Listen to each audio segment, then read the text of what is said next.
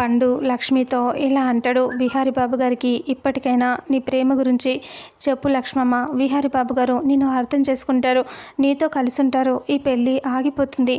చెప్పు లక్ష్మమ్మ, విహారీ బాబు గారి దగ్గరికి వెళ్ళు అని అంటూ పండు అనగానే లక్ష్మి ఇలా అంటుంది కంగారు పడుతూ. లేదు, ఈ పెళ్ళి ఆగకూడదు, ఈ పెళ్ళి జరగాలి అని అంటూ లక్ష్మి అంటే పండు అంటాడు. అదేంటి లక్ష్మమ్మ, మీ మధ్య ఉన్న బంధం ఇంతేనా? మీ మెడలో ఉన్న తాలికి విలువ లేదా?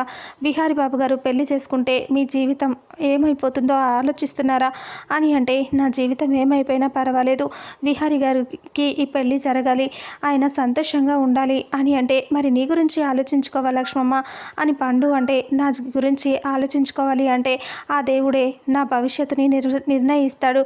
ఆయనతో నా బంధం ముడిపడి ఉంది అనుకుంటే, ఆ దేవుడు కలిసి ఉండాలి అనుకుంటే ఆ దేవుడే ఏం నిర్ణయం తీసుకుంటాడో తీసుకొని అని అంటూ లక్ష్మి అంటుంది. ఆ మాట వినేసి పండు అలా షాకింగ్గా చూస్తూ ఉంటాడు. ఇంకా అంతే పండు, వాళ్ళు బాగుండాలని కోరుకుంటానంతే, నా గురించి నేను వదిలేస్తాను అని లక్ష్మి బాధగా అంటే అప్పుడే వసుధ అక్కడికి వస్తుంది. లక్ష్మి అని అంటుంది. లక్ష్మి అలాగే పండు ఇద్దరు కంగారు పడుతూ చూస్తూ ఉంటారు. వసుధ దగ్గరికి వచ్చి లక్ష్మి ఏమైంది, ఏమైనా మా దగ్గర దాస్తున్నావా అని అడిగితే, లేదమ్మా నేనేం దాస్తాను అని లక్ష్మి అంటే వసుధ ఇలా అంటుంది. ఈరోజు ఎందుకు అలా ఉన్నావు నువ్వు అంటే, ఏం లేదు అని లక్ష్మి అంటే, అయితే ఇందాక నువ్వు ఎక్కడికి వెళ్ళేసి వచ్చావు, ఇందాక లేవు కదా అని అంటూ అడిగితే, అది అని కంగారు పడుతూ, నేను ఎక్కడికి వెళ్ళలేదు, ఇక్కడే ఉన్నాను అంటే, ఇందాక నువ్వు రోడ్డు మీద పరిగెత్తటం నేను చూశాను, ఎందుకు అలా రోడ్డు మీద పరిగెడుతున్నావు, ఏమైంది నీకు అని అంటూ అడిగితే అప్పుడు ఇలా అంటుంది. అది ఏం లేదమ్మా అని చెప్తుంది.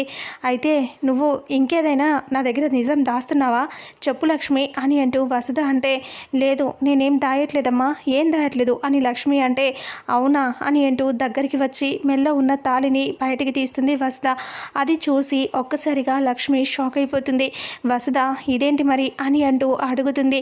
ఆ మాట విని ఇంకా లక్ష్మి ఆలోచిస్తూ సైలెంట్గా ఉండిపోతుంది. ఇంకా అప్పుడే విహారీ ఉన్న మండపానికే ఆదికేశవులు అదే జేడీకేడి ఇద్దరు కారులో దింపేస్తారు. ఆదికేశవులు విహారీ పెళ్లి దగ్గరికి వచ్చేస్తూ ఉంటాడు. అక్కడ బ్యానర్ కూడా కట్టి ఉంటుంది. బ్యానర్ దగ్గరికి ఆదికేశవులు వచ్చేస్తూ ఉంటాడు. లక్ష్మి వసుధ వాళ్ళు అక్కడే ఉంటారు. మరి ఆదికేశవులు వచ్చి ఈ పెళ్ళి ఆపుతాడా, లేదంటే వసుధ వెళ్ళి ఆపుతుందా, అక్కడ బ్యానర్లో విహారీ ఫోటో చూస్తాడా, ఆదికేశవులు చూడడా, చూస్తే ఎలా రియాక్ట్ అవుతాడు, ఈ పెళ్ళి ఎవరి చేత ఆగిపోతుంది అనేది రాబోయే నెక్స్ట్ ఫుల్ ఎపిసోడ్లో తెలుసుకుందాం. వీడియోని చూసిన ప్రతి ఒక్కరూ వీడియోని లైక్ చేయండి, షేర్ చేయండి, కామెంట్ చేయండి. అలాగే మన ఛానల్లో మరిన్ని అప్డేట్స్ కోసం ఛానల్ని సబ్స్క్రైబ్ చేసుకోండి. Thank you so much.